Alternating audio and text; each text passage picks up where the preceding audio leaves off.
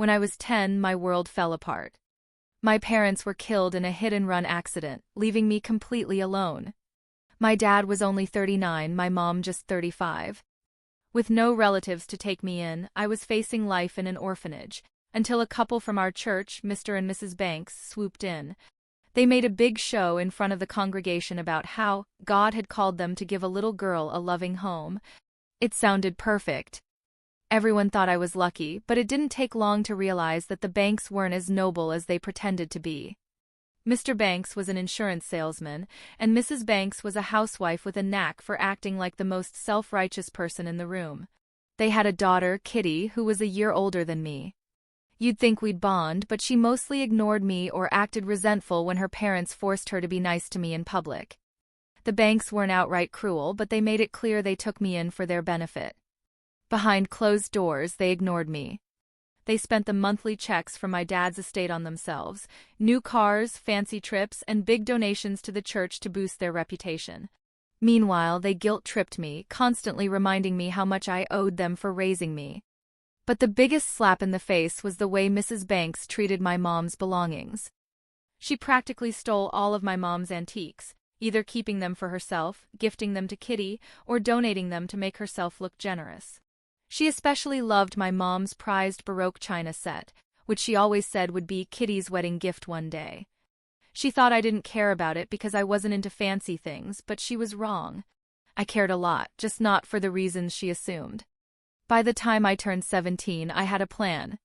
The Banks had spent years stealing from me and pretending they were saints. I wasn't about to let them get away with it. As I got older, I started paying closer attention to what the Banks were doing with my parents' money. They always had new clothes, cars, and vacations, but they were a housewife and an insurance salesman in a small town. There was no way they could afford that without dipping into my trust fund. It wasn't just the money. Mrs. Banks made it her mission to take anything of sentimental value from my mom and claim it as her own. My mom's antiques, her passion, were either displayed in the Banks house, given away to Mrs. Banks' relatives, or donated to the church. The one thing she didn't give away was the Baroque china set, my mom's most valuable possession. She loved to talk about how it would be perfect for Kitty's wedding day. Mrs. Banks assumed I didn't care about the china because I didn't act like it was a big deal. But I knew it was mine, just like I knew the money they were spending wasn't theirs. I decided not to confront them. Instead, I kept a record of everything. I requested quarterly bank statements from my trust fund and kept a binder of every major purchase the Banks made that didn't add up. A $40,000 car for cash? A trip to Hawaii. Donations to the church that had the whole congregation calling them pillars of generosity? I noted it all. When I turned 17, I saw Mrs. Banks stash the china set in the closet, probably thinking it would stay safe until Kitty's wedding. I didn't say a word, but I made a plan. By the time I graduated, I had already arranged to leave for college out of state. I had a partial scholarship, and my inheritance would cover the rest. The Banks didn't care much. They assumed I'd come back and give them their due after I had control of my money. But I had other ideas. The annual church antique sale was just around the corner. The Banks loved to donate things they didn't care about. Knickknacks, old clothes, and random items they claimed were theirs but were really my mom's. This time, I decided to make a donation in their name. While they were out on one of their spending sprees, I carefully packed up the Baroque china set and took it to the church. I told the committee it was a special donation from Mr. and Mrs. Banks and explained its immense value. The women were thrilled. They couldn't believe such a generous donation was being made for the sale. When the Banks returned home, they had no idea what I'd done. They were too busy basking in their latest shopping haul.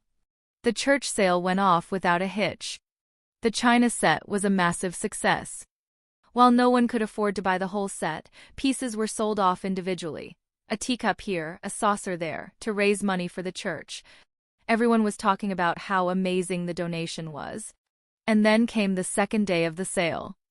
Mrs. Banks was volunteering when she saw her beloved china set on display. She immediately went into a meltdown. She screamed at the other volunteers, demanding to know who had donated it. When they told her it was from her and Mr. Banks, she turned red with rage. "They're lying. That's my china set," she yelled. The ladies tried to calm her down, explaining that it had been a donation in her name. They praised her for being so generous, which only made her angrier. She ran around the sale, trying to track down the women who had bought pieces of the set. Of course, it was too late. Word spread quickly. Everyone in the church saw her tantrum and how materialistic and ungodly she acted. The same people who once admired her generosity now whispered about how selfish she was. Mrs. Banks' meltdown at the church sale was the talk of the town. Everyone had seen her storming around, yelling at volunteers and demanding the china set back. The same set everyone had praised her for donating in such a godly gesture. Her frantic attempts to track down and buy back the individual pieces were unsuccessful. Most buyers weren't interested in giving them up, and those who were refused to sell them back to someone who had acted so outrageously. In her eyes, I was the villain. She came home furious, accusing me of stealing her china. I calmly told her it wasn't hers to begin with. It had been my mother's, part of my inheritance, and she had no right to claim it.